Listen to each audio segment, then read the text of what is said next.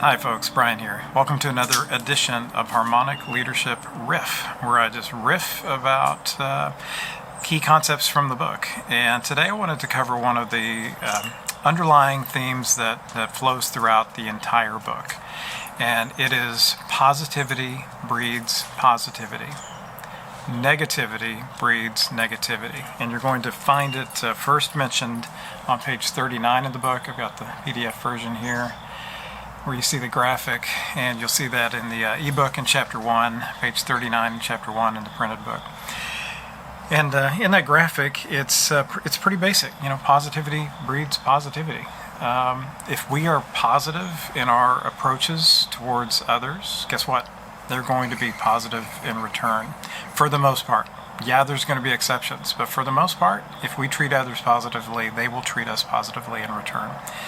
And the flip side to that is if we treat others negatively, they're going to treat us negatively in return. The technical psychological term for that is called emotional contagion.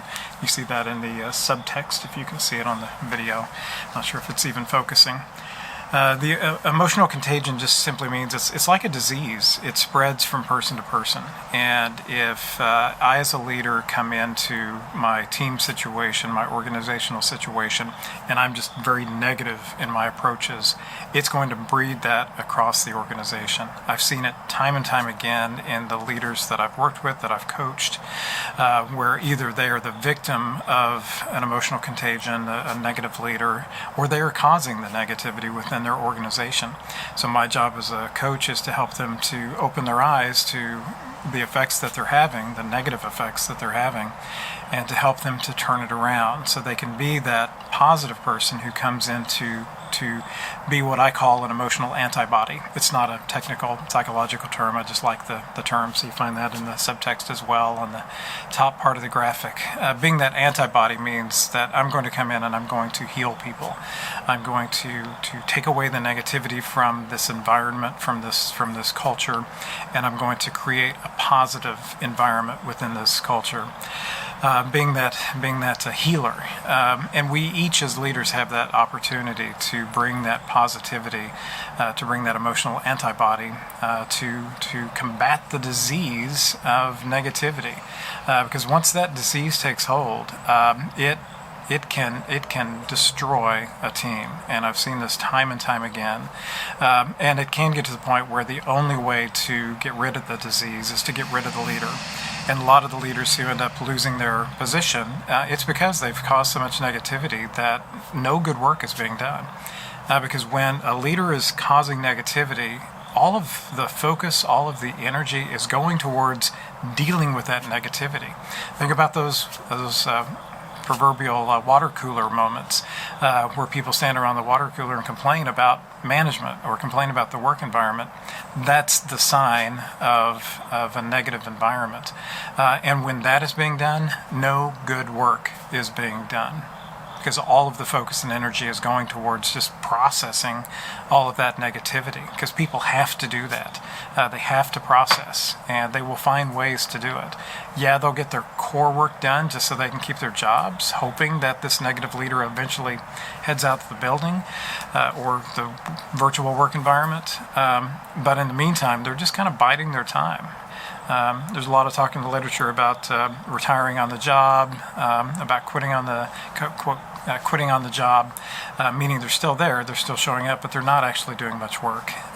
And people are blaming a lot of different factors for this, but a core key factor is the negative leadership that is causing people to not be motivated, that is causing people to disengage from the workplace. So it's up to each of us to just keep a mental pulse on that. I do want to clarify something, though. By positivity, I don't mean that I'm going to be smiling and cheery and over the top positive all the time. It's not that at all, and I'm not like that in my nature. I'm more low-key in my nature, but I can be positive in my approach to others. By positivity, I mean that every action that I have, that I do as a leader, every interaction that I have as a leader, I'm going to approach it with positive intent, with the intent that I'm bringing positivity to the other person, not negativity. And that can be done in a very subtle way. It can be done in a very low emotional way, where I'm not, hey, how you doing today? Oh, isn't it a great day? You're such a great person. Because that's not natural for me, and it would come across very fake. But I can approach things subtly and say, hey, I hope you have a great day today. You're really doing great things, and I really appreciate it. And that positive approach, I have positive intent for the other person. It's within my natural personality, within my natural leadership style. It allows that positivity to grow. Okay, well, that's enough riffing for today. Hopefully this has been meaningful to you. I'll get to this point in the episodic version where we're showing the book, but I just wanted to get this video out fairly early in the sequence of videos because it's mentioned in the introduction. It's mentioned throughout the book, but on page 39 it dives in more deeply to it.